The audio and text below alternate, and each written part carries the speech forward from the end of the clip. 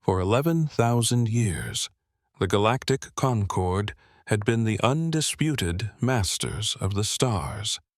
This alliance of 12 ancient species had forged a civilization spanning 1,000,000 worlds and 300 billion souls. They had faced down universe-ending threats, berserker machines, reality-tearing vortexes, and planet-killing plagues, and had triumphed every single time. So, when a scrappy young species from a tiny backwater planet called Earth told them no, the conquered leaders weren't worried. They weren't scared. They weren't even mad. They were entertained. High Arbiter Veloth sat on his throne, a smirk playing on his lips. He was a Draelith, a species whose glassy skin shimmered with the colors of their emotions. Right now, he was a brilliant amber, the color of absolute confidence. For 3,000 years, the Draelith had steered the Concord, never losing a war, never meeting a foe they couldn't utterly crush. These humans were just a minor annoyance, a footnote to be erased. Veloth glanced at a display screen. The humans had only figured out faster-than-light travel 80 years ago. Before that, they were just germs trapped in a jar. In 80 short years, they'd managed to scrape together maybe 200 warships. The Concord had millions. The humans had settled about 50 worlds. The Concord held 1,000,000. It was the difference between a puddle and an ocean. The whole mess started 6 months ago, when humans established a colony on a planet they called Kepler 442b. The planet was in a sector the Concord had claimed, but more importantly, it was rich in quantum lattice crystals, a rare and priceless resource for their most advanced tech. The Concord told the humans to pack up and leave. The humans refused. That was simply not an option. Veloth tapped a control on his throne, broadcasting his image to every human ship, screen, and settlement in existence. He wanted every last one of them to hear this. "I am High Arbiter Veloth of the Draelith hegemony," he began, his voice as smooth and cold as polished steel. "I speak for the Galactic Concord, its 12 member species, 11,000 years of civilization, and the law that governs all intelligent life." He paused, letting the weight of his words settle. "Your species has illegally colonized the world you call Kepler 442b. This is Concord territory. You were instructed to leave. You have defied that order." His skin pulsed with hues of authority. "By the sacred laws of the Galactic Concord, I am giving you one final chance. You have 30 of your Earth days to evacuate every human from Kepler 442b. Take your structures, your equipment, your people, and go." He leaned forward, his expression hardening. "Fail to comply, and a state of total war will exist between your species and the Concord. We will seize the planet by force. We will eliminate all resistance, and we will not stop until your species understands its proper place in the galaxy." He offered a smile that held no warmth. "I strongly advise you to choose wisely. You cannot win. No one has ever defeated the Concord. No one ever will. Be smart, be humble, and you might just survive." The transmission cut out. Veloth turned to his council of 12 advisors, one from each species. They all looked smug, confident that the humans would fold like a cheap suit. "They'll run," scoffed Admiral Crix, a Velari warrior covered in crystalline scales. "They're primitives. They're weak. They know they stand no chance." Counselor Maeva of the Vardani suggested, her tentacles writhing in amusement. Perhaps we should vaporize a few of their ships anyway, just to teach them some respect. That won't be necessary, Veloth said with a wave of his hand. They will surrender. What other choice do they have? He was completely, utterly, and catastrophically wrong. On Earth, nestled deep beneath the mountains of a place called Switzerland, lay the headquarters of the United Nations Space Command. It was the nerve center of humanity's military, where the fates of worlds were decided. The command center was a vast, circular room, its walls covered in giant screens displaying star charts, fleet positions, and intel on the Concorde. 200 officers moved with quiet efficiency at their stations. In the heart of it all stood Admiral Yuki Tanaka. She was 63 years old, with short gray hair and a face lined by decades of impossible decisions.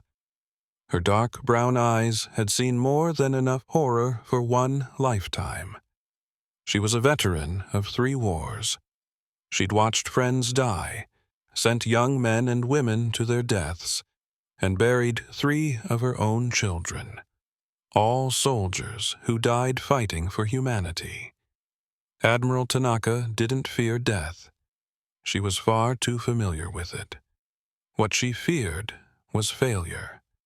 The thought of letting down the people who trusted her was the only thing that kept her up at night. She played the recording of Veloth's ultimatum 3 times, studying his posture, his tone, his arrogance. She saw his supreme confidence, his pride, and his absolute certainty that humanity would buckle. And in that certainty, she saw his greatest weakness. He hadn't bothered to truly study humanity. He saw them as insects, a nuisance to be swatted away. He thought this was a game of numbers, that his bigger fleet guaranteed his victory. He was about to get a history lesson. Admiral Tanaka activated the broadcast that would send her reply across the galaxy. She took a steadying breath. This is Admiral Yuki Tanaka of the United Nations Space Command. I speak for all of humanity. Her voice was calm, almost grandmotherly. High Arbiter Veloth, we have received your message. We have considered your terms. We have reached a decision. She paused, letting the silence stretch across the stars. No, that single word echoed with finality. We will not leave Kepler 442b. We will not abandon our people. We will not scurry away from your threats. That colony is our home. Those crystals are ours. If you want them, you'll have to come and take them. She took a step closer, and her eyes turned to Flint. But before you launch your fleets, High Arbiter, allow me to offer you some information, a gift from one species to another. She clasped her hands behind her back. You've scanned our ships. You've counted our weapons. You've dismissed our technology as primitive. You think you know us, but you've missed the most critical piece of data. Her voice dropped to a near whisper, yet it carried more menace than any shout. You don't know what we are. She began to pace slowly, the clicks of her boots echoing in the quiet room. We were born on a world that tried to kill us every single day. Everything on our home planet was a threat. The weather tried to freeze us or bake us. The oceans tried to drown us. The very ground beneath our feet would tremble and crack open. We were hunted by predators faster and stronger than us. We were ravaged by plagues. We were born soft and slow, with no claws, no fangs, no armor. She stopped, turning to the camera. And we beat it all. Every predator is now either extinct or our pet. Every disease we found a cure for. We overcame every challenge our world threw at us, not because we were strong, but because we refused to die. That refusal made us strong. Behind her, screens lit up with images from humanity's bloody history. Wars, brutal battles, soldiers charging headfirst into certain death. We're the species that harnessed fire and used it to remake the planet. We're the species that split the atom and built bombs that could turn cities to ash. We launched ourselves to our moon in capsules with less computing power than your children's toys. We did it all because we were told it was impossible. A cold smile touched her lips. We are a species that has perfected war upon itself. We have slaughtered our own by the billions. We have torched our own cities and poisoned our own lands. We have pushed ourselves to the brink of extinction 100 times over. And each time we clawed our way back, stronger and smarter. The images shifted. Knights in armor, soldiers in muddy trenches, pilots in screaming jets, astronauts walking in the void. You look at our history and you see chaos. You see savages. But you're missing the point. She pointed a finger at the screen. Every single one of those conflicts was practice. For 10,000 years, we have been honing the art of destruction. We have turned killing into a science. We have studied, documented, and mastered every conceivable way for intelligent beings to hurt one another. She turned back, her gaze boring through the lens. You have never faced an enemy like us. Your wars are clean, orderly affairs with rules of engagement. You fight until someone surrenders. Her smile widened, becoming predatory. We don't have rules. When we go to war, we don't care about honor or tradition. We care about one thing and one thing only: winning. We will do anything, sacrifice anything, to ensure our survival. She leaned in so close her face filled the screen. So, here is my warning to you, High Arbiter. Here is my gift to your concord. You bring war to our worlds, and we will fight you. You destroy our ships, we will build more. You kill our soldiers, and 10 more will take their place. You burn our colonies, and we will burn a path straight to your throne. Her gaze seemed to pierce right through the screen, looking into the very soul of every creature watching. We aren't brave. We aren't noble. We're certainly not heroes. We're survivors. We're the children of a world that tried to kill us, and we learned a long time ago that the universe doesn't give a damn about what's fair. The universe respects only one thing: the will to do what must be done. She gave a slow, deliberate nod. So, congratulations, High Arbiter. You've just picked a fight with the single most dangerous species this galaxy has ever seen. You can't possibly imagine what's coming for you, but you'll learn. Her voice dropped to a chilling whisper. Everyone learns. Eventually. And with that, the transmission cut out. Inside the command center, 200 officers sat in absolute stunned silence. They'd all heard the stories about Admiral Tanaka, that she was cold, that she was ruthless, that she had ice water flowing through her veins. Now they knew every rumor was true. Lieutenant Sarah Chen, a bright young officer who'd only been assigned to the command post 2 months earlier, shakily raised a hand. Admiral, permission to speak freely? Tanaka turned her piercing gaze on her. Go on, Lieutenant. Ma'am, did we just declare war on the entire galaxy? Tanaka nodded once. Yes, we did. Sarah swallowed hard. Can we even win? The Admiral paused for a long moment, her eyes sweeping across the room, taking in all the young, anxious faces staring back at her. Most of them had never seen a real battle. They'd all grown up during an era of peace. They didn't join the service to fight wars. They joined to see the stars. And now, they were facing the biggest war in human history. "I don't know if we can win," Tanaka said, her voice brutally honest. "On paper, they have more ships, more soldiers, and more planets than we could ever hope for. By any logical measure, they should wipe us out without breaking a sweat." She paced toward the center of the room. "But we're not logical. We're human. We've been overcoming impossible odds since we were fighting off monsters with nothing but sharp sticks. We survived ice ages, killer plagues, and even our own nuclear fire. We beat every single challenge our home world threw at us." She made eye contact with each officer as she spoke. "The Concorde thinks this is going to be a walk in the park. They think one look at their fleet will send us running. They think we'll count their ships, do the math, and surrender. They don't know the first thing about us." She pointed to a screen displaying images from human history.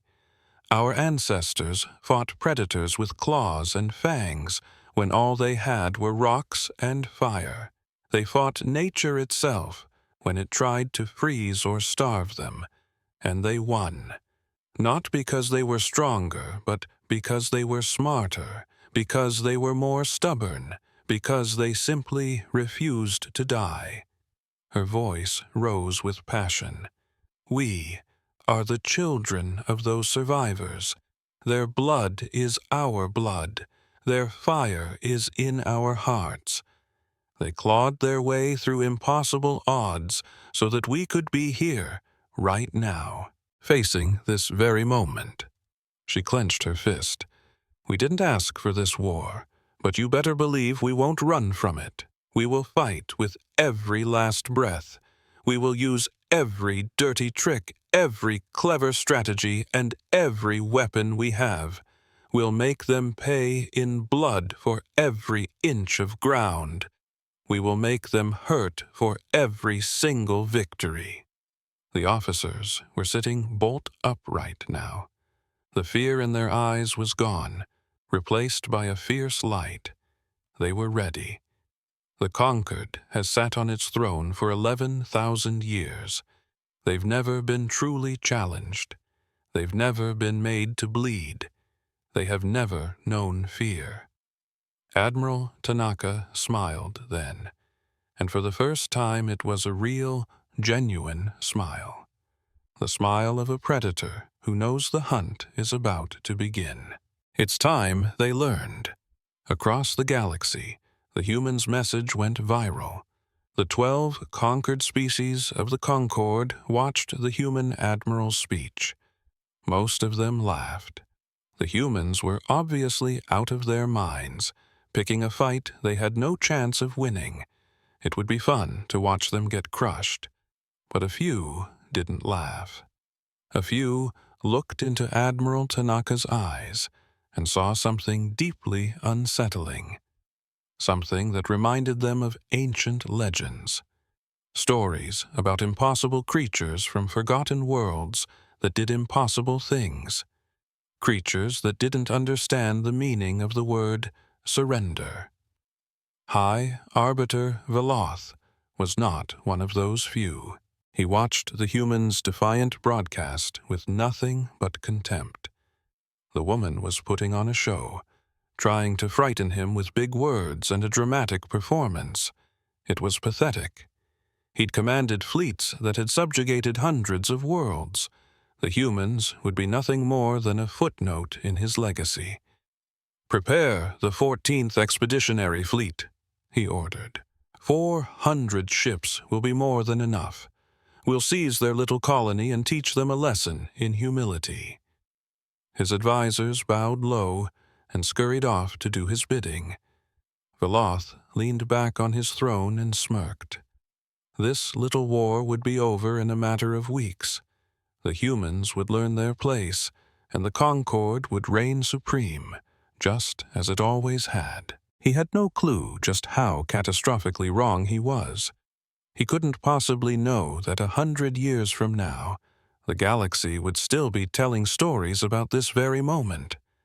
Stories of the day an arrogant empire made the single worst mistake in its 11,000-year history. Stories of the day they poked the sleeping giant. Stories of the day they declared war on humanity and lost. But all of that was yet to come, for now Veloth was supremely confident. His fleet was invincible.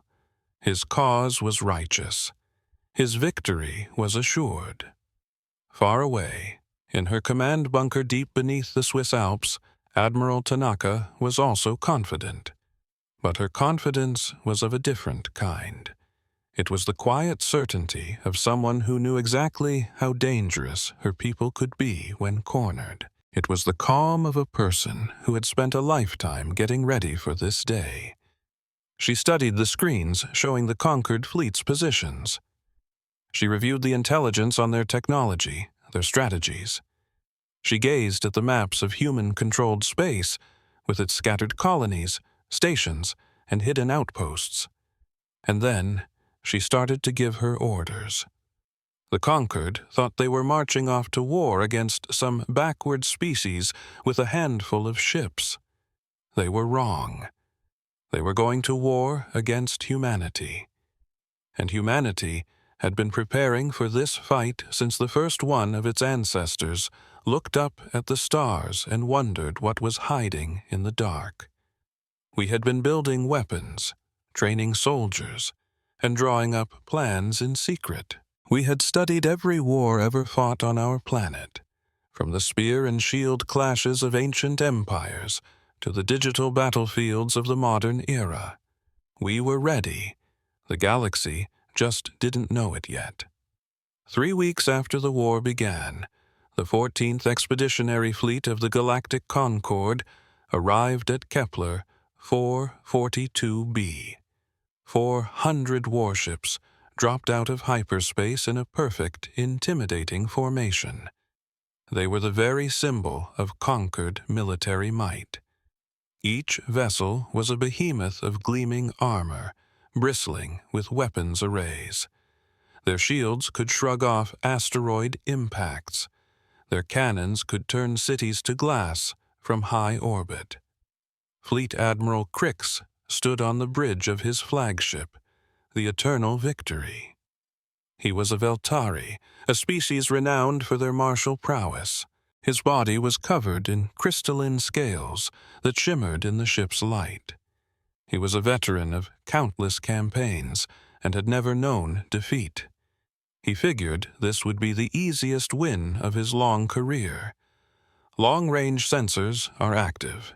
His second-in-command, a younger Veltari named Threx, reported. Now, scanning the system. Crix simply nodded, waiting. He expected to find a tiny human fleet, maybe 30 or 40 ships, making a futile stand. Maybe they would fight. Maybe they'd surrender on sight. In the end, it made no difference. 400 Concord warships could crush anything these primitives threw at them. Then the scan results appeared. Threx stared at his console, his expression twisting in confusion. "Admiral, I'm not picking up any human ships." "None?" Crix asked, raising an eyebrow. "No, sir. The colony is down there. Power signatures confirm it's fully populated. But there are no ships on guard, no orbital defense platforms. Nothing."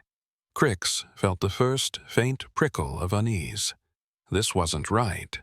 After that fiery speech from their admiral, promising a fight to the death, why would they leave a colony completely undefended?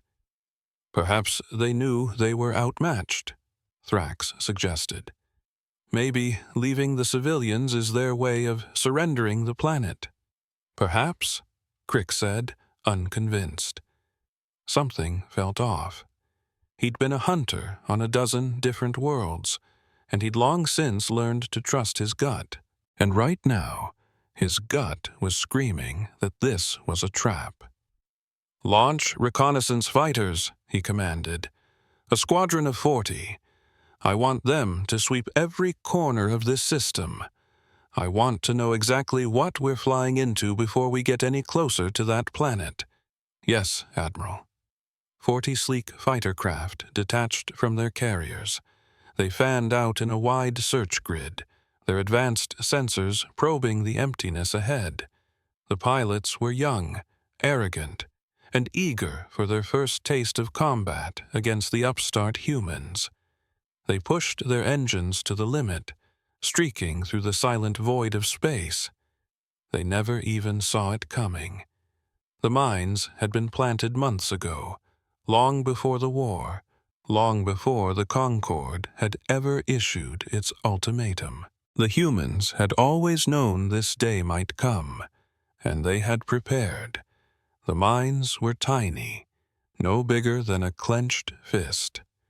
They were built from carbon composites and ceramics, not metal. They had no internal power, gave off no energy signature, and were completely invisible to the conquered sensors looking for conventional threats. They simply tumbled through the blackness, silent and waiting, like deadly seeds sown in a field of stars. As the Concorde fighters zipped past, the mines woke up. Simple heat sensors registered the ship's engine trails. Simple computers calculated their trajectory and speed. And simple explosive charges did what they do best. In the space of 3 seconds, 40 eager pilots became 40 silent, expanding clouds of fire and debris model. Imagine being the admiral of the most powerful fleet in the galaxy, sent to bring a primitive, backwater planet into line. You figure it's going to be a walk in the park. But then, just as you arrive, alarms start screaming across the bridge of your flagship. Your lead scout ships have just vanished. What would you do? Admiral Cricksall felt his scales tighten. "What happened?" he demanded. The answer was chilling. "Unknown, sir. They were destroyed almost at the same time. No warning, no enemy ships, nothing. They just blew up." Before he could even process that, the real trap was sprung. Thousands upon thousands of hidden objects in the asteroid field around them suddenly roared to life, racing straight for his fleet. Instantly, the fleet's defense systems lit up the void. Thousands of cannons started blasting away, trying to shoot down the incoming swarm. Space turned into a fireworks show of explosions as mines were vaporized. But there were just too many of them. They were too small and way too fast. The ones that got through slammed into the massive energy shields of the warships. Each little explosion was barely a scratch, but thousands of them hitting at once?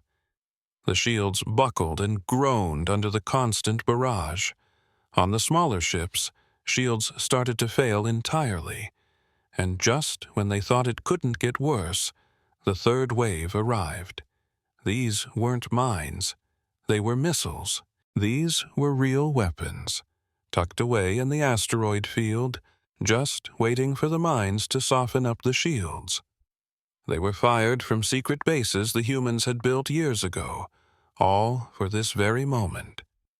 The missiles were terrifyingly fast and smart, weaving through the defensive fire and finding every single weak spot in the shields. 17 Concorde ships died in that first volley. They didn't just break apart. They vaporized, their crews gone in the blink of an eye. Another 30 ships were crippled, their shields gone and their hulls ripped open. Cricksall couldn't believe his eyes. This was supposed to be a simple mop-up operation. This was supposed to be a show of force against a species that had just discovered space travel. Instead, he was watching his mighty fleet get shredded by an enemy he couldn't even see. "All ships, forward!" he bellowed. "Find those launchers and wipe them out. Move! The fleet lunged ahead, trying to escape the kill zone, but more missiles came, and more ships died. The defense cannons worked overtime, but it was a losing battle. Slowly, painfully, the surviving ships pushed through the deadly field and finally found the hidden missile platforms. They destroyed them one by one, and the attack finally stopped. The immediate danger was over, but the cost was staggering. Crixol stared at the casualty report, feeling the color drain from his scales. 93 ships destroyed. Nearly a quarter of his entire fleet was gone before they had even laid eyes on the enemy. They hadn't fired a single shot at a human ship because they hadn't even seen a human ship. They had been ambushed by machines, by automated traps that had been waiting for them in the dark. "Admiral," his second-in-command said softly. "What are your orders?" Crixol took a deep breath. The smart move was to retreat, to call for backup. But his people, the Valari, never retreated, and he'd be damned if he was going to leave after losing so many of his soldiers. "We continue," he declared. "We are taking that planet, and we will make the humans pay for every single ship we lost."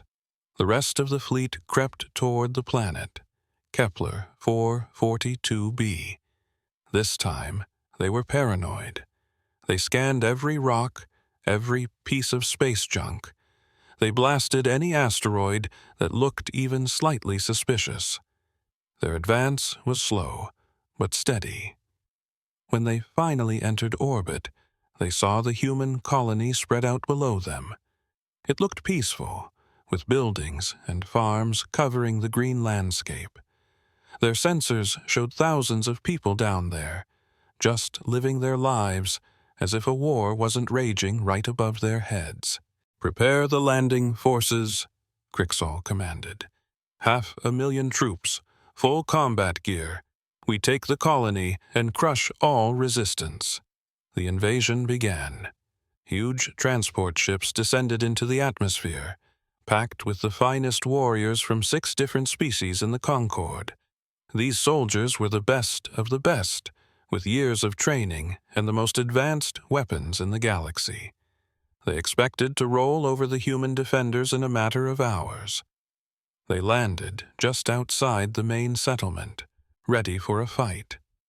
Instead, they found empty streets and silent, abandoned buildings. The entire colony had vanished.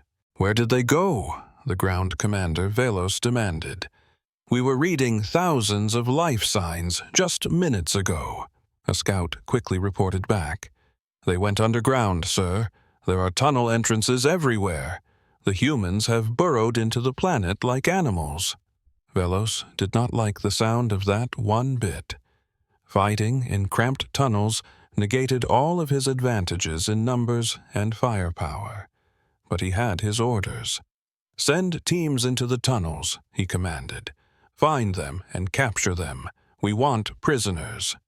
And so, thousands of Concorde soldiers marched into the darkness beneath the colony. They moved cautiously, weapons at the ready. The tunnels seemed to stretch on forever, twisting and turning in every direction. The walls were rough, clearly carved out by machines over the last 20 years. It seemed the humans had been digging from the moment they arrived on this world. The first attack came out of nowhere. As a squad moved down a narrow passage, the walls next to them literally exploded outward. Hidden doors flew open and human soldiers swarmed out, wearing simple armor and carrying weapons that fired solid chunks of metal. Now, Concorde soldiers had personal energy shields that could stop plasma bolts and laser beams with ease. Their entire military technology was built to counter energy weapons, the standard for every advanced civilization. But bullets weren't energy. They were just pieces of lead moving incredibly fast. They flew right through the energy shields as if they weren't even there. 20 Concord soldiers dropped in the first 5 seconds, but the humans didn't stick around. They fired a volley, tossed a few grenades, and melted back into hidden passages before the aliens could even react. By the time reinforcements showed up, they were long gone. This same brutal pattern repeated itself all over the tunnel network. Human soldiers would pop out of the walls, attack with terrifying efficiency, and vanish before anyone could get a lock on them. They knew every single inch of these tunnels. For them, it was home. The conquered soldiers desperately tried to adapt. They brought in heavy weapons to blast through walls, but that just caused cave-ins that buried their own troops.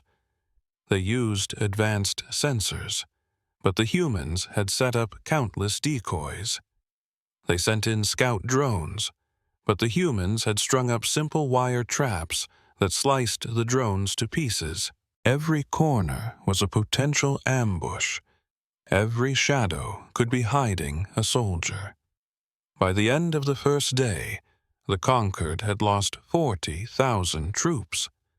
By the end of the week, that number had tripled. The humans were taking losses too, but for every one of their soldiers that fell, 10 of the invaders died. These humans fought like no one the conquered had ever encountered. They didn't try to hold ground or win big battles. They just kept hitting, bleeding the invaders dry, making them pay in blood for every single step they took. Ground Commander Velos was sending frantic messages back to Admiral Crixol in orbit. He needed more soldiers. He needed better weapons. He needed help. But Crixol had no help to send. His fleet was still licking its wounds, busy fending off hit-and-run attacks from small human ships that would appear from nowhere, fire a few missiles and disappear. He had studied countless species and fought in dozens of wars, but he'd never seen anything like this. The conquered army was trained for organized battle, for forming lines and marching on the enemy. They were trained to fight with honor. The humans did not fight with honor. They attacked at night. They attacked during mealtimes. They set traps that would go off hours later. They poisoned water supplies and fed the invaders false intel that led them straight into ambushes. They used every dirty trick in the book, and then they wrote a few new chapters. And they did it all with a cold, terrifying efficiency. This wasn't a desperate last stand. This was a calculated, professional extermination, carried out by people who knew exactly what they were doing, because they had been planning this for 20 years. Imagine being captured by an alien empire that has conquered thousands of worlds. You're wounded, alone, and your side is hopelessly outmatched.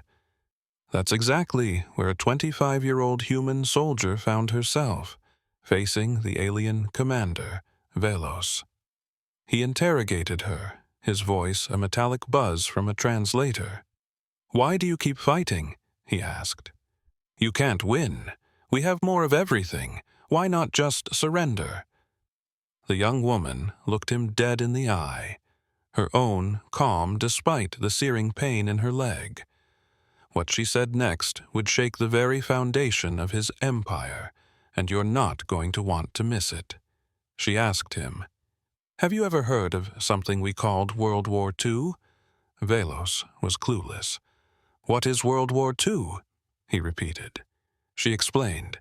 "It was a war we fought among ourselves about 150 years ago.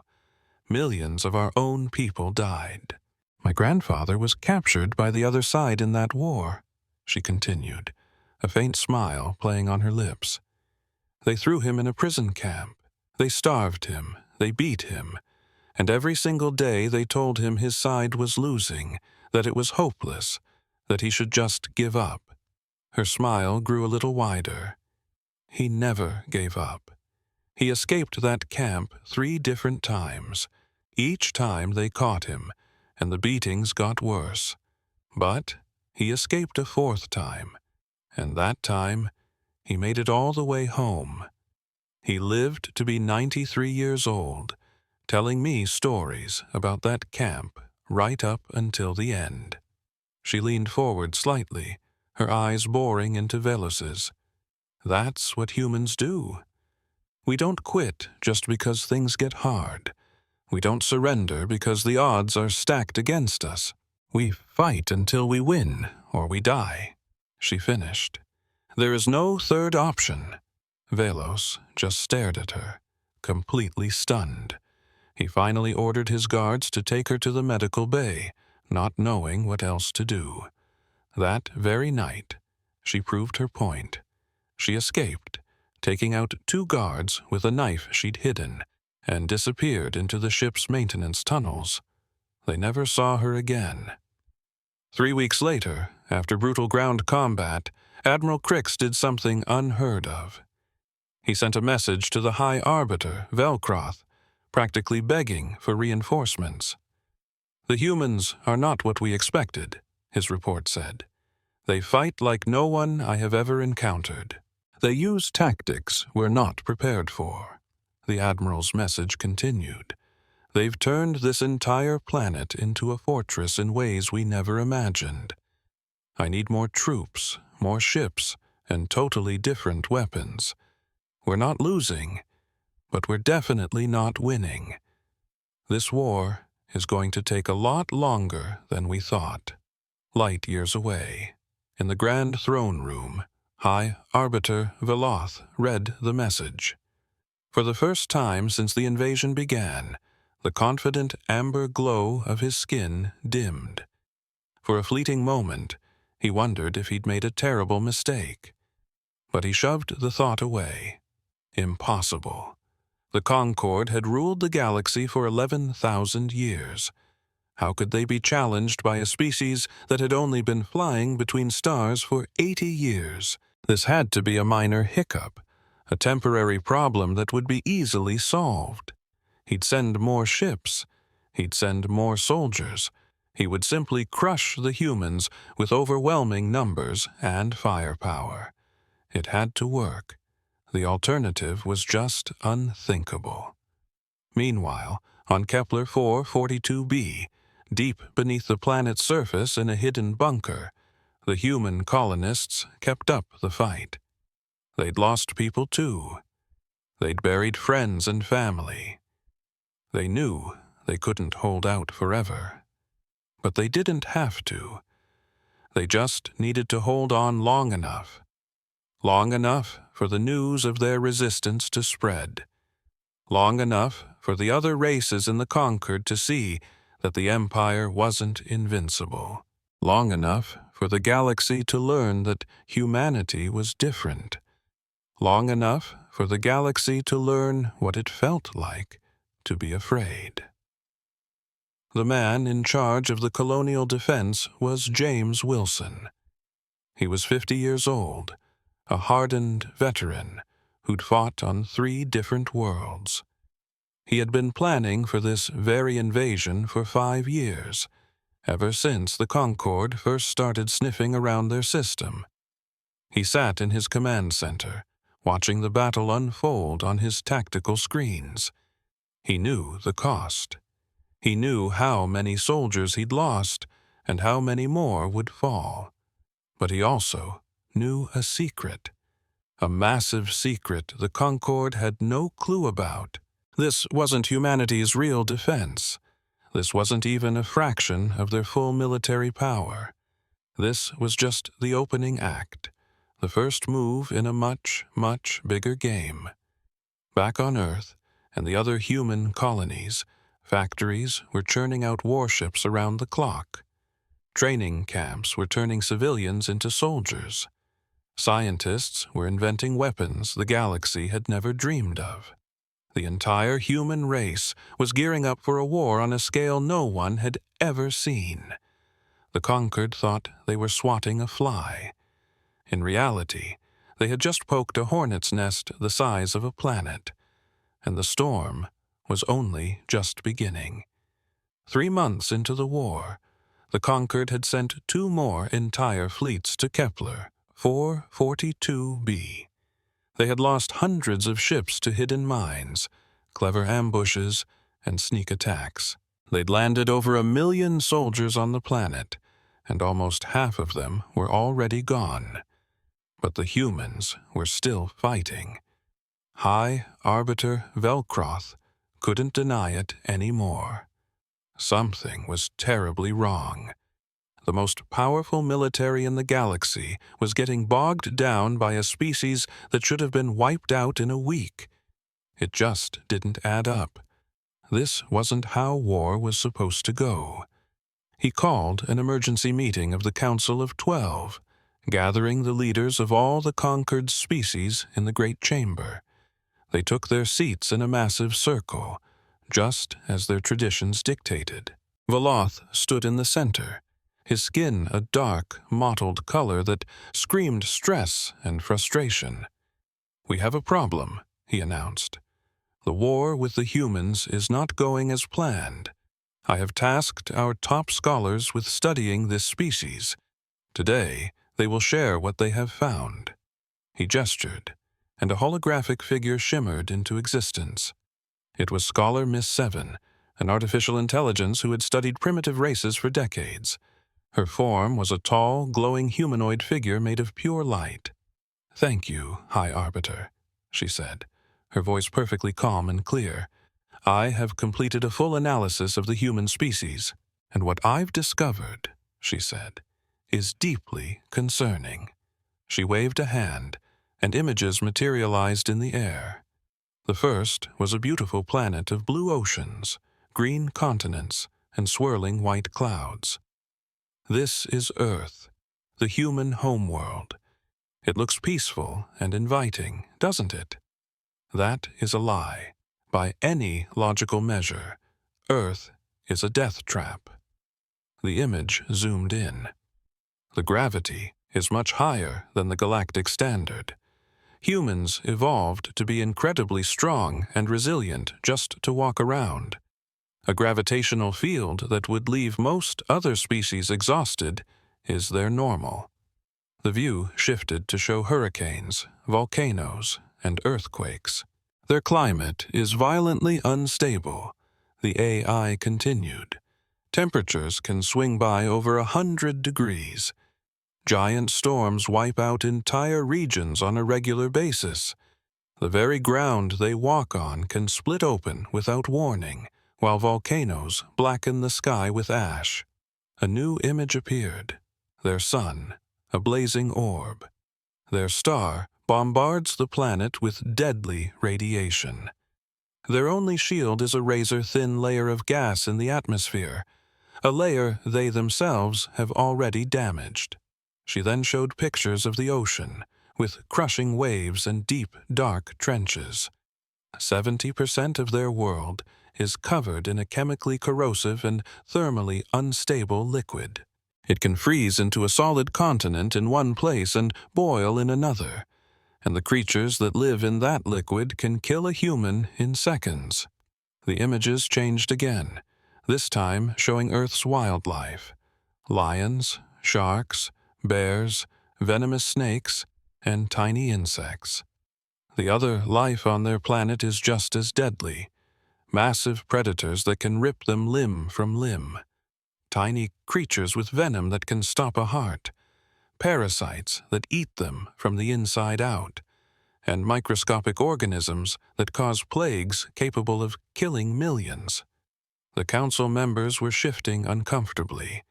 They'd seen harsh worlds before, but this was something else entirely. "Now," Scholar Miss Seven said, "consider this. Humans didn't just survive on this planet. They conquered it. Every predator that used to hunt them is now their pet, their dinner, or extinct. They've changed the weather, reshaped continents, and rewritten the genetics of other species just to suit their own needs." She paused, letting the weight of her words sink in. And they did all of this before they had any real technology. They did it with sharp rocks, fire, and their own brutal intelligence. By the time they built cities, they had already proven they were the most relentless and adaptable species on their planet. The hologram shifted again, showing scenes of human history, endless battles, burning cities, and the mushroom cloud of a nuclear bomb. But the dangers of their world are not the most terrifying thing about them. The most terrifying thing, she said, as the council watched in horror, is what they did to each other. Images of marching armies and global warfare filled the chamber. In their relatively short history, humans have killed roughly 1 billion of their own kind. They have waged constant war over land, resources, beliefs, and sometimes for no reason at all. They invented weapons that could destroy their entire world, and then they built tens of thousands of them. They have pushed themselves to the brink of extinction over and over again. One of the counselors, a fungal being named Dreth, spoke up. This proves they're self-destructive and unstable. Surely that's a weakness we can use against them. The glowing I turned to him. That, she said, is what I thought at first, too. I admit it. I was wrong about them. I told this council their constant infighting was a weakness, but it's not. It's the source of their most terrifying strength. She changed the main view screen to a timeline of human technology. Watch this. In the last 200 years, humans went from riding animals to building flying machines that can punch right out of their own atmosphere. They went from sending letters by hand to talking instantly across their entire world. They went from simple gunpowder to weapons that can literally split an atom. The speed of their progress was breathtaking. It's the fastest technological leap any species has ever made. And you know what the main reason for it was? War. Every single conflict pushed them to invent new ways to survive. Every war made them smarter, faster, and more lethal. She highlighted specific moments in their history. Airplanes were perfected in one of their world wars. Computers were born in another. Nuclear power, radar, life-saving antibiotics, rockets, satellites, all of it forged in the fires of human conflict. They have been studying the art of killing for thousands of years, and they've turned it into a science. They teach it in their academies. They write libraries of books about it. They train their children for it from the time they can walk. The screen filled with images of military schools, complex strategy games, blockbuster war movies, and history classes dedicated to battle. Other species fight when they have to, but humans? They are always fighting. It's baked into their culture, their entertainment, their very being. They have mastered every possible way to destroy each other, and now they're pointing all of that deadly knowledge directly at us. High Arbiter Veloth finally spoke. Are you saying they're dangerous because they fight with each other? Number. I'm saying they're dangerous because fighting with each other has made them unbelievably good at it. Think about it. Our soldiers train to fight enemies who use tactics like ours, weapons like ours. We have rules of engagement. We have a code of honor. We follow the civilized methods of warfare that all advanced species agree on. She paused, letting the words sink in. Humans have no such limits. They have fought enemies using every method imaginable. They have faced foes who broke every rule, used every dirty trick, and showed zero mercy. They learned a long time ago that in a real war, there is only winning and losing. And losing means being wiped out. images of the brutal fighting on Kepler 442 be flashed on the screen. Our soldiers being ambushed in tunnels. Our ships being vaporized by hidden mines. Traps killing our troops long after the humans who set them were gone. What we're seeing on Kepler 442b is just a tiny taste of what humans can do. They're using guerrilla tactics because we outnumber them. But don't you dare mistake that for weakness. These are battle-proven strategies from their own bloody history. They've used these tactics against each other for centuries. They know exactly what they're doing.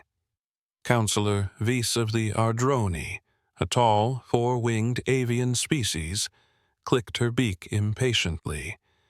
This is all fascinating, I suppose, but it doesn't change the facts. We have millions of warships. They have a few hundred. We can simply crush them with sheer numbers. Can we, really? Scholar Mies 7 asked softly. Let me show you one more thing. The screen shifted to show human industry.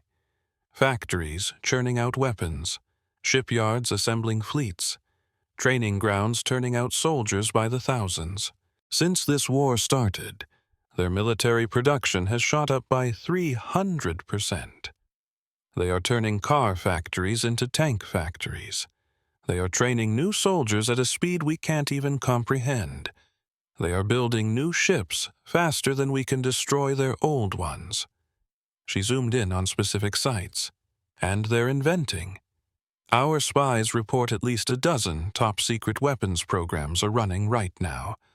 We have no idea what these weapons are, but if their history is any guide, they will be brilliant, creative, and absolutely devastating. She turned to face the council. Humans have a terrifying concept they call total war. It means every part of their society becomes a weapon. Every factory makes guns. Every citizen becomes a potential soldier. Every last resource is poured into the war effort. They have done this to each other before, and they are doing it to us now. The display showed their home planet, Earth, but it was transformed. The peaceful blue marble was now bristling with defenses.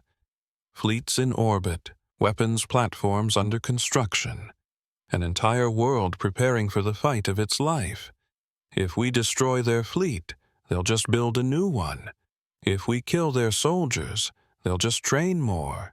If we bomb their cities, they will dig into the rubble and keep on fighting. They don't surrender because things look bad. They don't give up because they're losing. They fight until they win, or until every last one of them is dead. She let the silence hang in the air for a moment.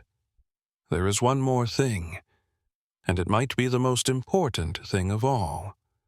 An ordinary human face appeared on the screen. It wasn't special in any way, but the eyes held a fire that was hard to describe.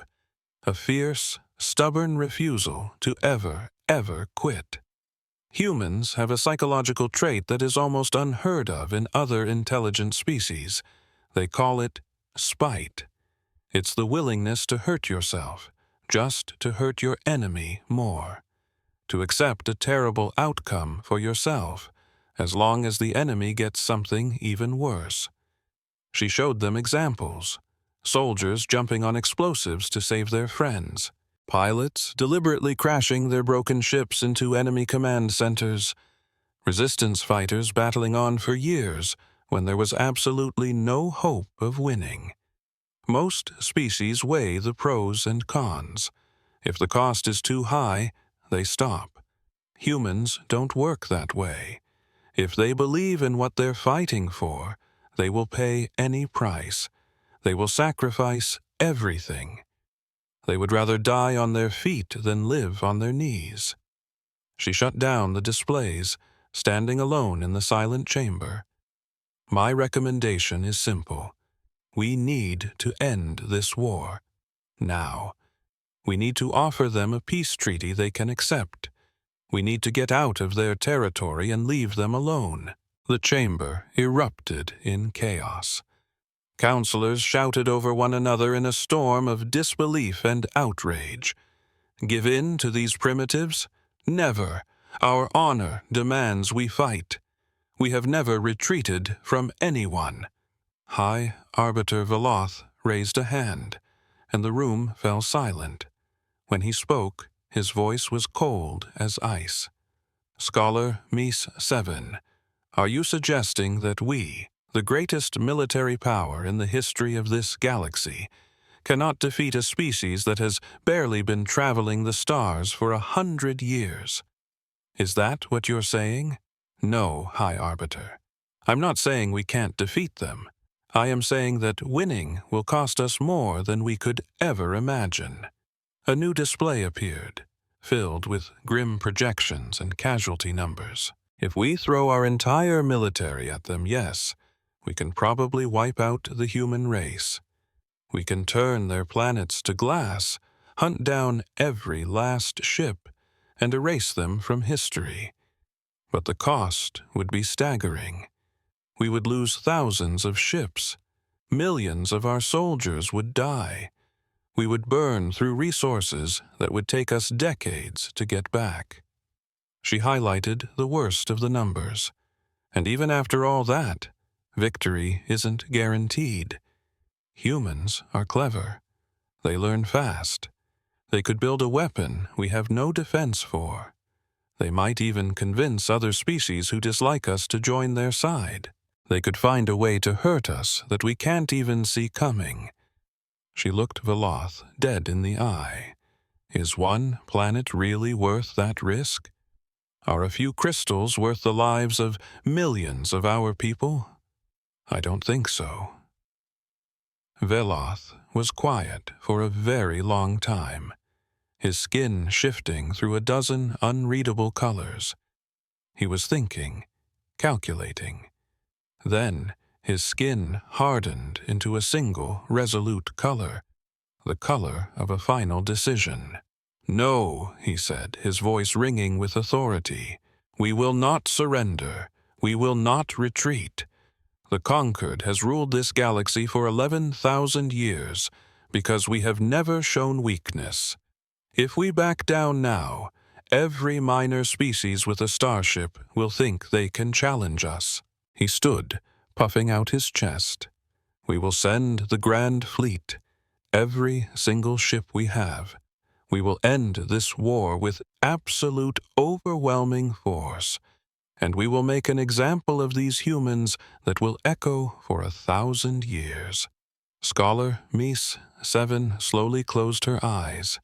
When she opened them again, they were filled with a deep sadness. "I understand, High Arbiter. I have given my analysis. The decision is yours." She paused. "But I must give you one last warning. The humans have an old saying I found. It says, 'The most dangerous enemy is the one with nothing left to lose.' If we back them into a corner where they believe they are going to be wiped out no matter what, there is no telling what they will do. Species like that don't go quietly into the night. They don't just accept their fate. They make their enemies pay a terrible, terrible price." She looked around the chamber at all the powerful leaders of the galaxy. "May the universe have mercy on our souls." She vanished from the chamber, leaving a chilling silence in her wake. One by one, the counselors cast their votes to support Veloth. The Grand Fleet would be sent. The humans would be annihilated. But as they confirmed their decision, a few of them couldn't shake the images the scholar had shown them. They remembered the planet consumed by war, the long history of violence, and the fiery, defiant eyes of that human face. And deep down, they wondered if they had just made the biggest mistake in galactic history. Deep beneath the soil of Switzerland, in Earth's command center, Admiral Tanaka absorbed the latest intelligence reports. Human spies had successfully recorded the bulk of the council meeting. Listening to Scholar Mice the Seventh's presentation, she gave a slow, deliberate nod. "They finally understand us," she remarked to her officers. "Well, one of them does, anyway. But it's far too late. Their choice is made." She brought up displays that glowed with humanity's frantic preparations. Shipyards churning out vessels, factories forging weapons, final strategies being locked into place. "They actually believe they can end this with their grand fleet," she said, a hint of steel in her voice. "They think their sheer numbers will crush us. They have no idea we've been getting ready for this day for the last 80 years. Ever since the day our sensors picked up those first alien signals, and we knew for certain that we weren't alone." A smile touched her lips, but it held no joy. It was the grim smile of a person who has seen the future and accepted its terrible price. "We knew this was inevitable, that one day someone would come for us. So we got ready. We buried our work deep, made ourselves appear far weaker than we truly were. And we waited." Her gaze swept across her officers. "That wait is over. It's time to show them what humanity is truly capable of." She slammed a button, opening a comms channel to every human asset in existence. "All units, this is Admiral Tanaka. The Concorde is throwing their entire fleet at our doorstep. This is the moment we've been planning for. I want you to execute Operation Prometheus."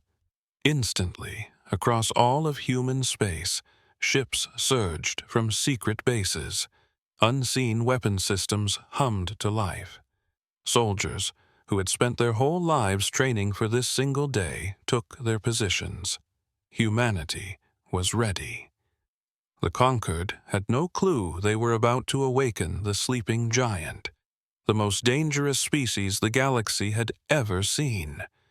They were utterly unprepared for what was about to hit them. The grand fleet of the Galactic Concorde was the most massive military force in galactic history. 12,000 warships, representing all 12 member species, had come together for the first time in 11,000 years. Their combined crews numbered 40 million souls. They wielded weapons capable of cracking planets, protected by shields that could repel any known force, and powered by engines that could traverse the galaxy in mere weeks. Never before had the fleet been deployed at full strength. No threat had ever warranted it. Until now. High Arbiter Velcroth surveyed his domain from the bridge of the Eternal Mandate, the biggest ship ever constructed. It was a mobile fortress nearly 50 kilometers long, home to 1 million soldiers and enough firepower to subjugate a civilization single-handedly. From this very bridge, Velcroth would orchestrate humanity's end. Through the massive viewports, he gazed upon his armada. An endless sea of ships glittered back at him, their lights a man-made constellation. It was a sight of both breathtaking beauty and terrifying power. "Signal all ships," he commanded. "We jump to Earth in 1 hour. Prepare for the final assault." A flurry of activity swept through the fleet as final preparations were made. Weapons systems were checked, shields were calibrated to peak efficiency, and soldiers received their final mission briefings. Everything was set. Exactly 1 hour later, 12,000 ships ripped open holes in space-time and vanished. They reappeared in the Sol system, humanity's home. There it was, Earth. A tiny blue marble hanging in the infinite dark. Velcroth had seen countless images of the planet, but to see it in person, it looked so fragile, so utterly defenseless. His sensors swept the surrounding space. Just as anticipated, The human fleet was waiting. But what he hadn't expected was how pathetically small it was. 300 ships, maybe 350 at most.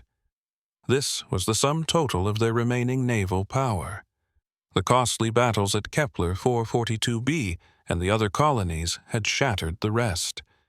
This tiny flotilla was all they could muster against 12,000 conquered warships. A wave of absolute confidence washed over Velcroth. This was going to be a simple extermination. The humans had put up a good fight, but their luck was spent. No brilliant strategy, no cunning trick could overcome odds of 40 to 1. "Open a channel to the human flagship," he ordered. "I will offer them one final chance to surrender." The connection chimed to life. Admiral Tanaka's face materialized on his main screen. She looked older than she had in the transmissions from months ago, with dark circles etched beneath her eyes. She looked exhausted, but not defeated. "High Arbiter Velcroth," she began, her voice even. "We finally meet. I only wish it wasn't like this," he scoffed. "Admiral Tanaka, I see you've brought all your remaining toys to the fight. This is your final opportunity. Surrender now, and I will show mercy to your civilians. If you resist, Earth will be turned to dust." Tanaka's expression remained a stony mask. "That's a generous offer, but I have a counter-offer." Velcroth was taken aback. "A counter-offer? You have 300 ships. I have 12,000. What could you possibly offer me?" "Your survival." The words hung in the silence of the bridge for a beat, and then Velcroth laughed. It was a grating, ugly sound, dripping with contempt. "My survival? Admiral, I believe you have fundamentally misunderstood your position here. You are the one who should be concerned with survival. No, High Arbiter. You're the one who doesn't understand." Tanaka leaned forward, her eyes locking onto the screen. "You brought your entire strength here, your whole fleet, every last ship from every single species. That tells me one thing. And what might that be? It tells me you're terrified. You saw what we were capable of with just a handful of ships. You're scared to death of what we could do if we ever unleashed our full power. So you brought everything, hoping raw numbers would be enough to save you." Velcroth's skin pulsed with irritation. "I am not scared of you, human. I am simply being thorough." "Then you should have tried harder," Tanaka countered, gesturing to someone just out of frame. "Let me show you what I mean." The view on Velcroth's screen shifted, revealing the room behind the Admiral. It was a command center, walls covered in screens blinking with status reports, technical schematics, and flashing alerts. A young woman in a military uniform stood at the center of it all. "This is Lieutenant Commander Sarah Chen," Tanaka said. "She's the head of a little program we call Project Nemesis. Sarah, why don't you tell the High Arbiter what that is?" The young officer stepped up. Unlike the weary Admiral, she was smiling. It was a cold, chilling smile. "Hello, High Arbiter. Project Nemesis is what you might call our insurance policy. We started developing it 80 years ago, right after we first detected your civilization and flagged you as a potential threat. We've been working on it non-stop ever since." She gestured to the sea of monitors behind her. "What you're looking at are the launch control systems for 300,000 nuclear missiles. But these aren't your standard warheads. They're slow-burn, long-range stealth weapons with a single design purpose: to reach an enemy homeworld and wipe it off the map." A cold dread began to seep into Velcroth's gut. "What are you talking about?" "I'm saying that we've been launching these missiles for weeks," Chen explained calmly. "Right now, they are silently coasting through space, headed for every single inhabited planet in conquered territory. They're masked as debris. They run cold with no energy signature. Your sensors can't see them coming at all. With a tap, she brought up a star chart laced with projected flight paths. In approximately 6 months, these missiles will arrive at their destinations. Every major Concord world, every species capital, every population center, 300,000 nukes, each one capable of erasing a city. Velcroth could only stare at the horrifying map, his mind scrambling to process the impossible. This is a bluff. You can't possibly have that many weapons. We've been building them since before you even knew we were out here, Chen retorted. We diverted the bulk of our resources into weapon manufacturing, not ships. Ever wonder why our fleet was so tiny? This is why. We were building something far more important. Admiral Tanaka's voice cut back in, sharp as glass. So, here's the situation, High Arbiter. If you attack Earth, those missiles stay on course. They have no recall function. There is no way to stop them. There isn't a self-destruct code. Her voice was unnervingly calm, almost like she was discussing the weather. They will arrive, and they will detonate. We've run the projections. We estimate 60 to 70% of your total population will be annihilated. Perhaps more. It will be more than enough to bring about the permanent end of your civilization. The galactic concord will cease to exist. Your 12 species will spend the next millennia warring over the scraps. Velcroth's skin had turned a sickly, pale color. He couldn't process what he was hearing. This was insanity. No species would ever consider such a thing. No one would threaten to pull the temple down on themselves just to crush their enemies. But then, the words of Scholar Mice the Seventh echoed in his mind. The warning about human spite, about their terrifying willingness to embrace their own ruin just to guarantee a worse fate for their foes. They would do this. He knew, with sickening certainty, they absolutely would. "What do you want?"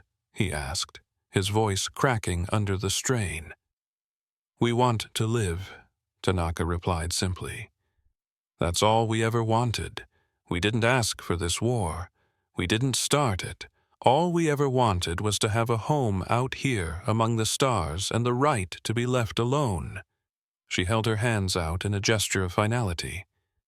"So, this is my offer. You turn your ships around and you leave. Not just Earth. Not just this system. You vacate all human space.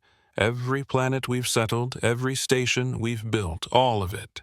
You will recognize our territory as sovereign and independent space. You will sign a binding treaty promising to leave us alone, forever. And in return, we will transmit the deactivation codes for the missiles. They go dormant, and your worlds survive. It really is that simple." Velcroth stood frozen in silence. He could feel the terrified eyes of his bridge crew fixed on him. No one dared to speak. No one in the history of the galaxy had ever been faced with a choice like this. "You are demanding my surrender," he finally whispered. "No," Tanaka corrected him. "I am asking you to make peace. There's a difference. Surrender implies we take something from you. Peace means we both walk away with what matters. You get to keep your civilization. We get to keep our lives. In this scenario, everyone wins." "So, what if I refuse?" Tanaka's eyes turned to ice. "What if I call your bluff and just wipe Earth off the star maps?" The High Arbiter's voice was full of contempt, but she didn't flinch. "Then we both lose," she said, leaning into the camera. "Your fleet vaporizes 8 billion humans, and our missiles turn 200 billion of your citizens to dust. 1,000 years from now, some alien archaeologists will sift through the rubble of both our civilizations and wonder what the heck went wrong. She held his gaze. Is that the legacy you want, High Arbiter? To be the guy who shattered the greatest empire in galactic history because your pride couldn't handle making peace with a bunch of so-called primitives? Beloth was silent. His skin pulsed through a rainbow of colors, betraying a storm of emotions he'd never known. Fear, doubt, a terrifying uncertainty. These were not feelings the supreme leader of the Galactic Concord was ever supposed to experience. I need time to consult with the Council, he finally stammered. Of course, Tanaka replied, her voice smooth as silk. We can wait. We've been waiting for 80 years. What's a few more hours? The transmission cut out, and the bridge of the flagship, the eternal mandate, exploded into chaos. Advisors were screaming at each other. Captains were demanding to know what was going on. Junior officers scrambled to figure out if the humans' impossible threat could actually be real. Beloth tuned them all out. He drifted over to the main view screen and just stared at the little blue marble that had turned his entire universe upside down. He couldn't fathom how it had all gone so terribly wrong. The humans were supposed to be a cakewalk, easy to conquer, easy to crush. They were just primitives, hailing from a tiny world with a blink-and-you-miss-it history and laughable technology. Every piece of intel screamed weakness, but every piece of intel had been dead wrong. They weren't weak. They were dangerous. More dangerous than any enemy the Conquered had ever encountered.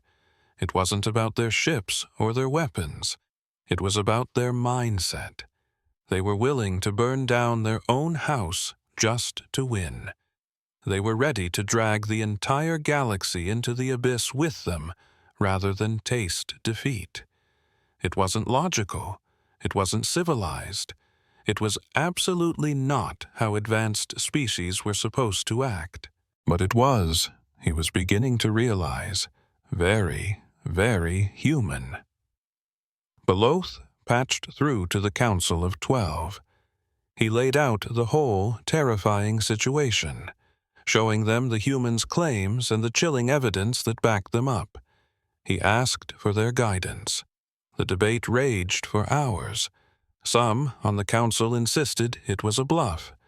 They argued that no species would actually commit suicide on a galactic scale. The missiles had to be fakes, or the numbers were inflated, or there was a secret way to disable them. They just couldn't accept that the humans would really push the button. But others weren't so confident. They recalled the old warnings from Scholar Misa 7. They remembered the battlefield reports from Kepler 442b, where human soldiers fought to the last man in hopeless battles instead of surrendering. They were starting to believe the humans were precisely crazy enough to do exactly what they threatened. It doesn't matter if the threat is real or not, argued Axiom Prime, a synthetic being from the Synthari. What matters is if we're willing to bet our entire civilization that it isn't.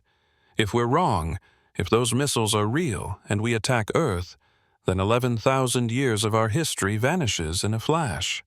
But if we back down, we show weakness, countered Counselor Dreth. Every other race in the galaxy will see us turn tail and run. They'll all think they can challenge us. Axiom. Prime's response was cold and logical. And if we don't back down, there might not be a galaxy left for them to challenge us in. The argument swung back and forth, a perfect deadlock. Neither side would budge an inch. In the end, Beloth had to use his authority as High Arbiter. He forced a vote. The result was razor thin. 7 species voted to pull back and negotiate for peace. 5 voted to attack and roll the dice. The majority had spoken. The Concorde would withdraw.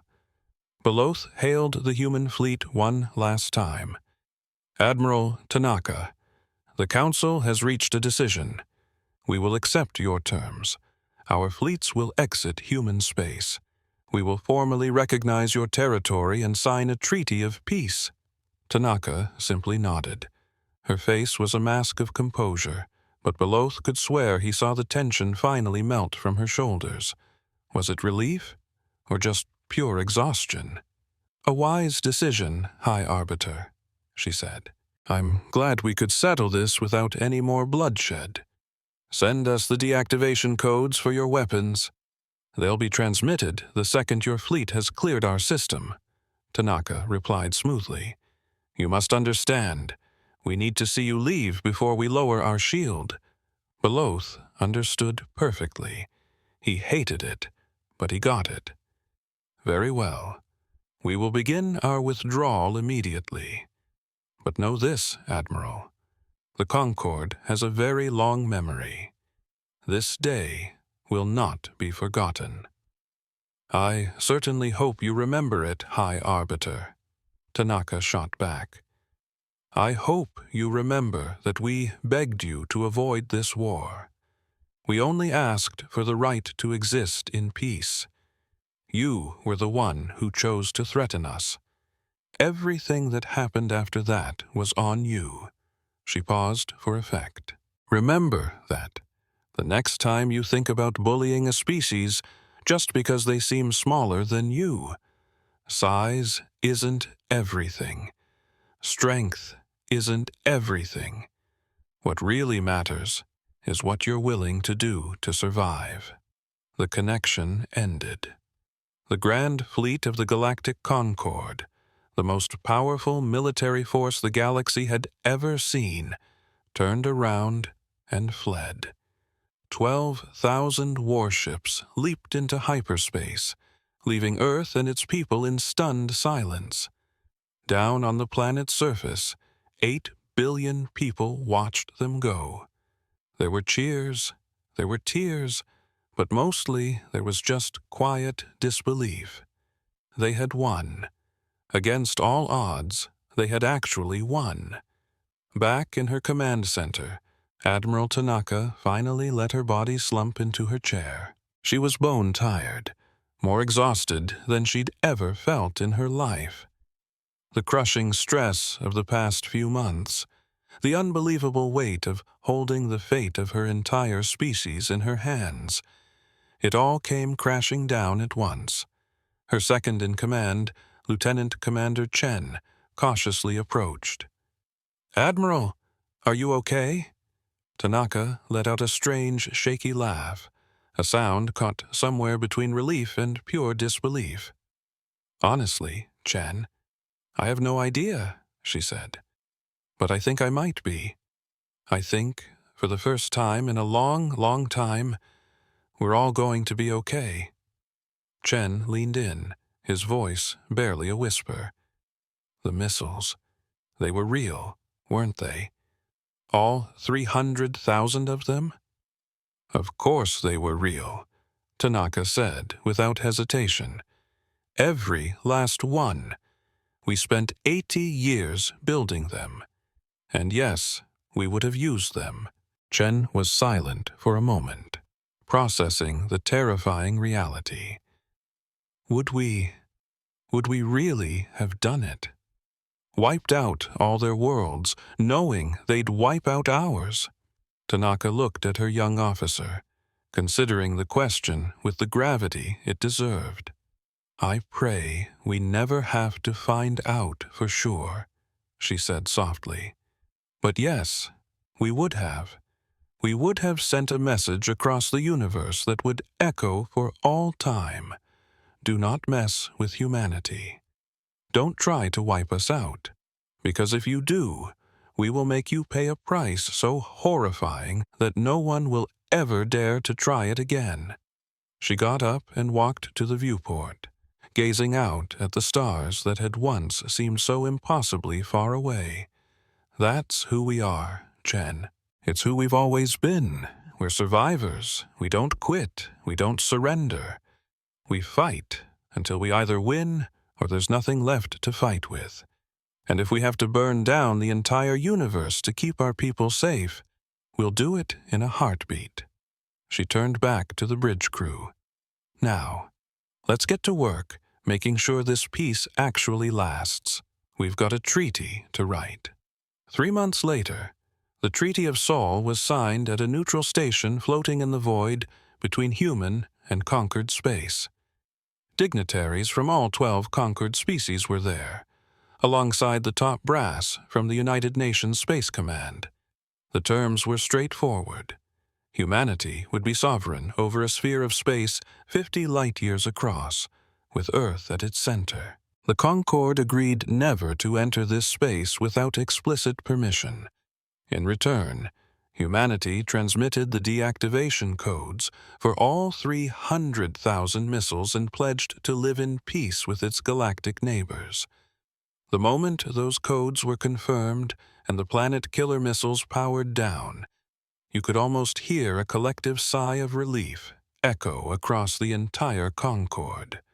The danger was gone. The crisis was averted. But nothing would ever be the same. The Concord had learned a hard lesson about themselves. They learned they weren't invincible. They learned that all their size and power was no guarantee against a truly determined foe. They had finally discovered their limits. And they had learned about humanity, about what a cornered human was capable of, about how far they would push to ensure their own survival. The galaxy would never look at humans the same way again. And that was exactly what Admiral Tanaka had been counting on. 50 years passed after the signing of the Treaty of Sol. The galaxy was a different place, changed in ways no one could have foreseen. The galactic Concord was still around, but it had been humbled. It had learned from its near-fatal war with humanity and was forced to rethink beliefs it had held for millennia. High Arbiter Beloth was long gone, stripped of his power not long after the treaty was signed. The Council had decided his judgment was fundamentally flawed. His pride and arrogance had brought their civilization to the very brink of annihilation. He lived out the rest of his days in quiet exile, writing his memoirs and trying to pinpoint the exact moment he had lost control. The new High Arbiter was Axiom Prime, the very same synthetic intelligence who had championed peace during the standoff. Under his guidance, the Conquered adopted a whole new philosophy. Instead of demanding that smaller species bow down to them, they started offering them partnerships. Instead of viewing other civilizations as potential threats to be managed, they began to see them as potential allies to be respected. This wasn't just about being nice. It was about smart survival. The war against humanity taught the Concord one brutal lesson. Their old playbook was useless. Having bigger ships and more soldiers wasn't enough to break an enemy that simply refused to quit. They needed fresh strategies, new perspectives, a whole new way of seeing the universe. And for that, they had to look at the very people they'd tried to exterminate. In the 50 years of uneasy peace, humanity had been busy. Their little bubble of space had grown, but slowly, cautiously, as they settled new planets and built new homes among the stars. Their tech had skyrocketed, catching up to and, in a few shocking areas, even blowing past Concord standards. But the real transformation wasn't in their ships or their population. It was in their soul. The war had forged humanity into a single blade, where before there had been 1,000 scattered shards. Before the Concord showed up at their doorstep, Humans were still caught up in squabbles over nations and politics, resources and beliefs. That existential threat from the stars changed everything. It was a brutal reminder that they were all one people, stuck on the same rock, depending on each other to see the next sunrise. After the fighting stopped, humanity built something new. The old United Nations Space Command evolved into the United Human Federation, a true democracy for all of mankind. The old grudges weren't forgotten, but they were shelved. There were much bigger things to deal with now. The way humans saw themselves changed, too. Before the war, they often felt like cosmic accidents, tiny and lost in an overwhelming darkness. They weren't sure they really had a right to be out here. The war answered that question forever. They belonged. They had paid the price of admission in blood and fire. They had stared down the most powerful force in the galaxy and hadn't blinked. This gave them a new kind of confidence, not arrogance, but a quiet, unshakable sense of their own worth. They didn't have to prove anything to anyone anymore. They knew exactly who they were and what they were capable of. The relationship between humanity and the Concord thawed slowly over those 50 years. At first, there was mostly silence. Both sides were licking their wounds. Both were deeply suspicious of the other. Trade was almost non-existent, and diplomatic calls were frosty and formal. But piece by piece, that started to change. It began with the curious ones, scientists eager to swap notes, artists fascinated by alien designs, and traders who smelled an opportunity. These brave few were the first to cross the border, and they came back with stories. The stories were a complete surprise. Concord citizens who visited human worlds didn't find the monsters they expected. Sure, humans had a violent past, but they were also incredibly creative, endlessly curious, and surprisingly warm. They welcomed strangers, shared their culture without hesitation, and seemed genuinely excited to learn about others. And humans traveling to conquered space discovered the same thing. The so-called evil empire was actually a rich tapestry of different species, each with their own art, traditions, and hopes. They had built something incredible over 11,000 years, and they had so much to share. As understanding grew, fear started to shrink. The galaxy began to see that maybe, just maybe, they didn't have to be enemies. Then, 45 years after the treaty was signed, a wild proposal hit the floor. It came from the Synthari, the hyper-logical artificial intelligence race that had always been the Concord's voice of reason. Humanity should be invited to join the Concord as a full member, their representative, Axiom Prime, stated to the Council. They have earned it. They have proven they can contribute to galactic civilization. It's time to treat them as equals. The chamber erupted. The debate was furious. Many of the leaders remembered the war, the terror, the heartbreaking losses. How could they welcome the very species that had brought them to the brink of annihilation? But others saw it differently. It was precisely because humans were so dangerous that they needed to be allies, not enemies. Bringing them into the fold would give them a reason to protect the galactic peace, not threaten it. When the vote was called, it was unanimous. For the first time in its history, the Concord was inviting a new species to join its ranks. Admiral Yuki Tanaka had left the military years ago. Now, in her 80s, she was living a quiet life on a small farm in Japan, back on Earth. She'd done her part, saved her species, All she wanted now was to grow her vegetables in peace and watch the stars at night. But when the invitation from the Concord arrived, her government asked her to step up one last time. They wanted her to be humanity's voice at the ceremony. She accepted.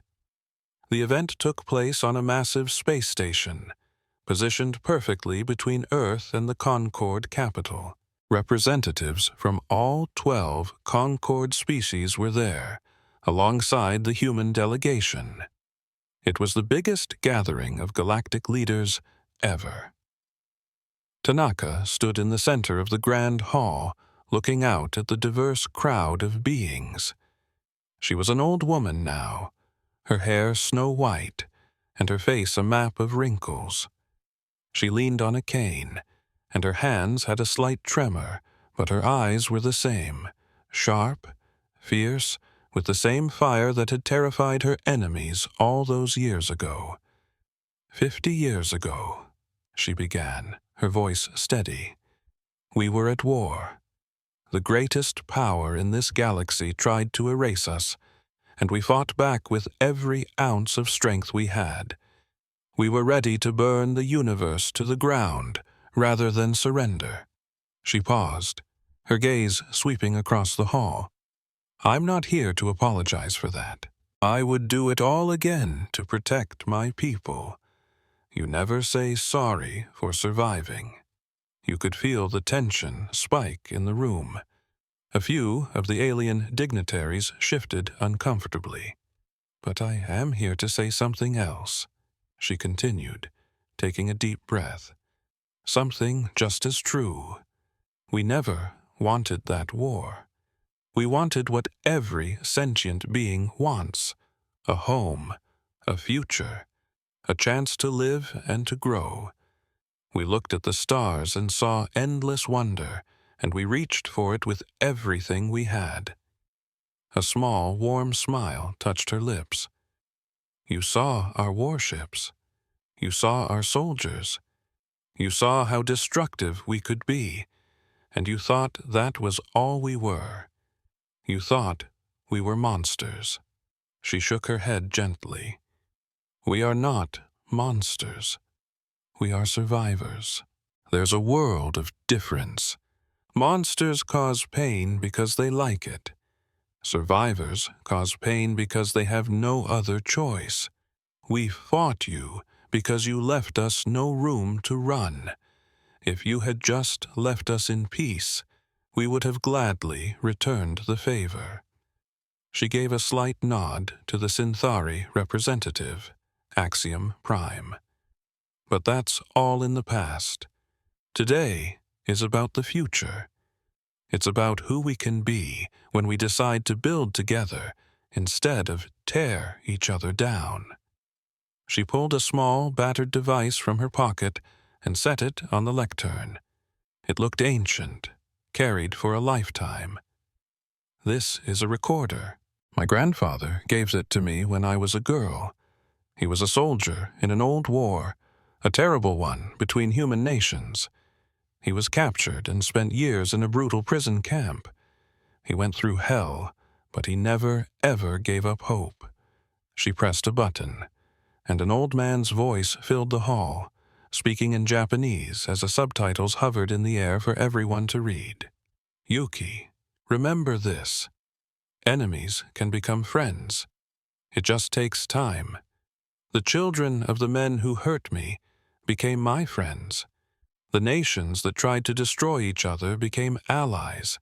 Hate fades. Only love is forever. Tanaka switched it off. My grandfather was right. He built friendships with the very people who were once his sworn enemies. He built bridges over walls of hatred.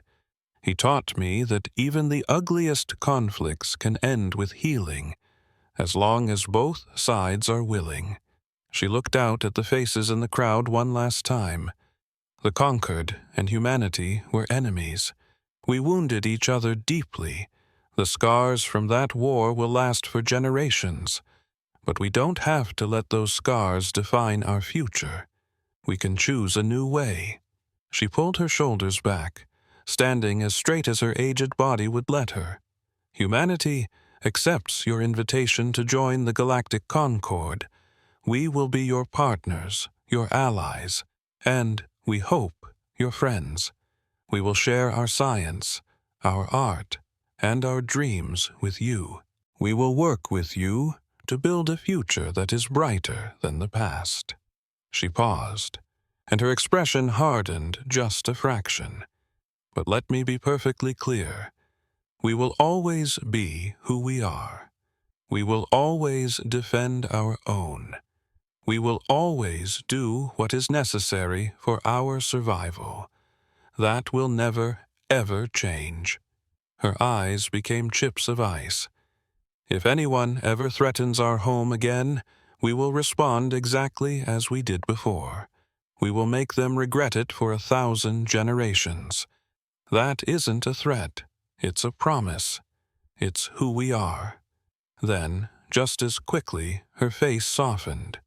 But we pray that day will never come again. We hope that we've finally found our family among the stars. We hope for a bright future for all of us. She smiled, and this time it was a smile that lit up her entire face, full of genuine warmth and hope. Thank you for this incredible welcome. We will do our best to make you proud. The hall was utterly silent for a heartbeat. Then the applause started. It began with the Synthari, and quickly swelled into a thunderous ovation from every species present. Even those who had been against humanity, who still harbored a sliver of fear, were on their feet. They all recognized what had just happened. This wasn't a defeated enemy being absorbed into an empire. This wasn't some primitive race being uplifted. This was a true partnership of equals, offered with respect and accepted with grace. The galaxy had just changed forever. The reception buzzed with a fragile energy after the ceremony. Here they were, leaders from all 13 species, sharing drinks and conversation. 50 years ago, they would have been trying to destroy one another. Now, they were trying to make small talk. It was awkward, to say the least, but slowly, the tension began to melt away. Admiral Sarah Chen, a title that still felt new, found herself beside Axiom Prime. They'd first met during the treaty talks decades ago, and had kept in touch ever since. "You were right, you know," Chen said quietly. "All those years back, when you were the lone voice pushing for peace. You're the reason we're all here today." Axiom Prime's holographic body shimmered, a gesture Chen recognized as the Kthari equivalent of a smile. "I merely pointed out the probabilities. The odds of mutual annihilation were simply too great." "So it was just a logical choice?" Chen asked, a hint of disappointment in her voice. "That's all it was?" The Kthari was silent for a long moment. When its synthesized voice returned, it was noticeably softer. "No, it was more than logic. During the war, I made it a point to study your species. I watched how you fought, how you grieved, and how you absolutely refused to surrender. And it led me to a realization." "What was that?" Chen pressed. "I realized you weren't so different from us. Every intelligent species in this galaxy wants the same basic things. We want to live. We want our children to have a better future. We all gaze at the stars and wonder what else is out there." Axiom Prime turned its form to face her directly. "Your methods and your history were alien to us. But your dreams were the same as ours. That," Axiom Prime continued, "is why I knew peace was an option. It's why I fought for it when so many others clamored for war." Chen gave a slow, thoughtful nod. "And now, we're partners, part of the family. That is what the Concord was always meant to be, Axiom Prime stated. A family of worlds, working together, protecting one another. Over thousands of years, we'd forgotten that. We grew arrogant, believing ourselves to be superior. A dry laugh escaped Chen. So that's what we did? Reminded you what you were supposed to be? I thought we just scared you straight. Fear was certainly a factor, Axiom Prime conceded.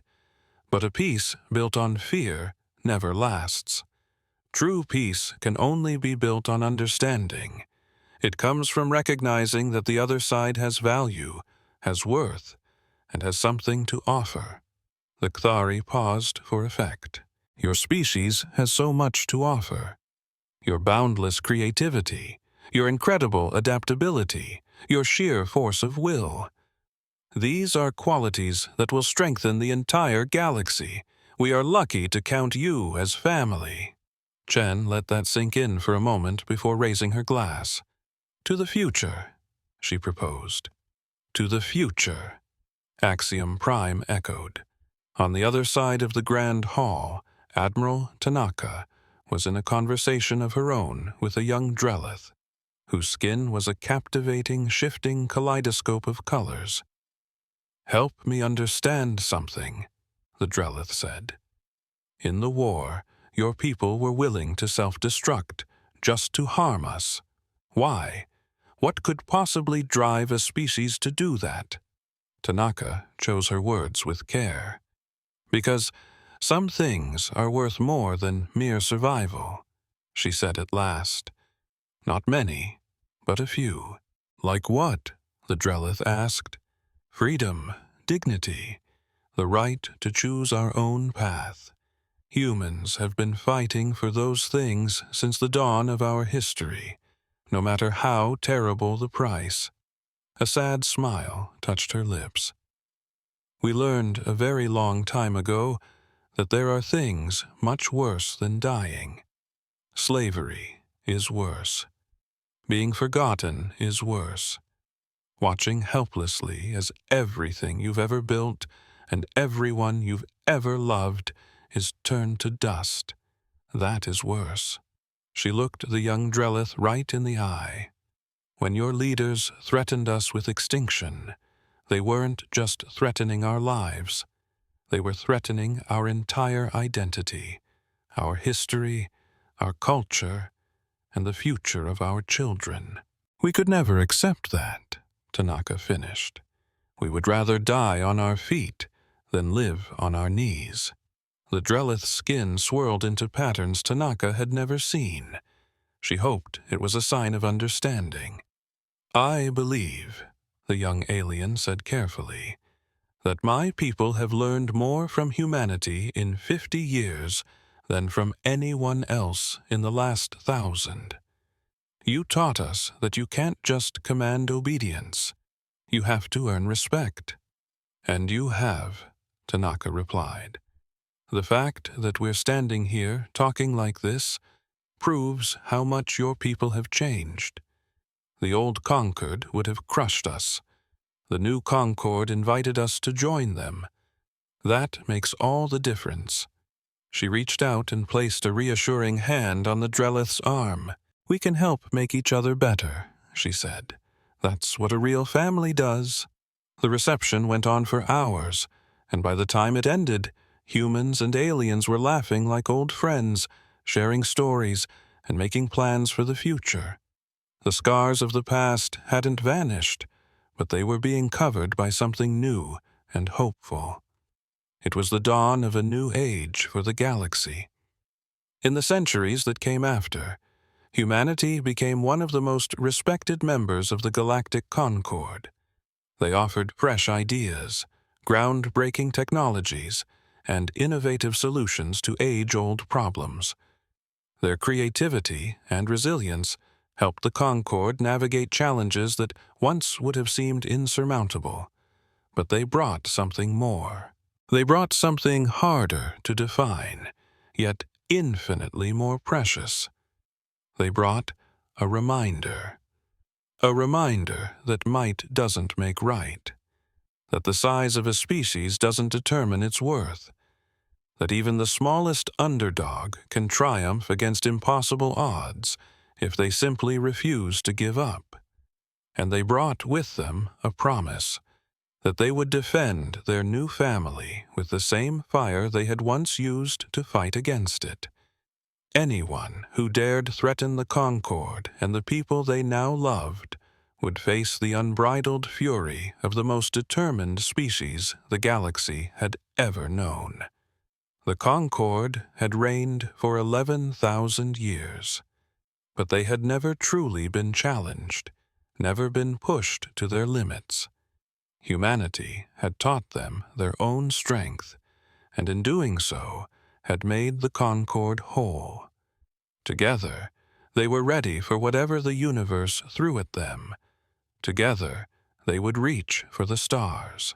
Together, they would create a legacy that would last an eternity. And far above the celebration, the silent stars kept watch. They had seen countless empires rise and crumble. They had witnessed wars that turned entire planets to ash. They had been the silent audience for the endless cosmic play of life, with all its struggle, its conflict, and its rare, beautiful moments of peace. The humans were newcomers on this grand stage, but they had already left an indelible mark.